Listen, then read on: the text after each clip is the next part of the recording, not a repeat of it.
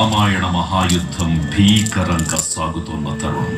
శ్రీరామచంద్రుని సారథ్యంలో వానర సైన్యంతో విజృంభిస్తూ లక్ష్మణస్వామి తనతో పోరాటం చేస్తున్న రావణుడి కుమారుడు ఇంద్రజిత్ తలని బాణంతో ఒక్క వేటుతో వేరు చేశాడు. ఇంద్రజిత్ మరణం విన్న రావణుడు ఆవేశంతో ఊగిపోయాడు. ప్రతీకారం కోసం పాతాళ లోకాధిపతి తన సోదరుడు అయినటువంటి మహిరావణుడి సహకారం కోరాడు.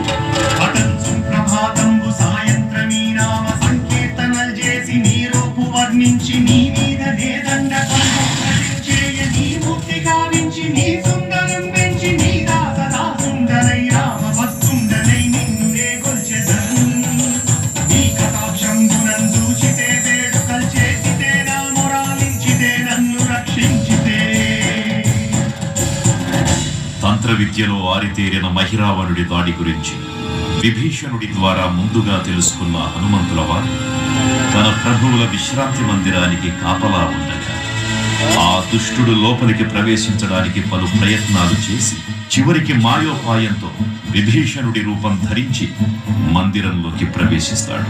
నిద్రిస్తున్న రామలక్ష్మణులను అపహరించి పాతాళ లోకానికి తీసుకుని పోతాడు.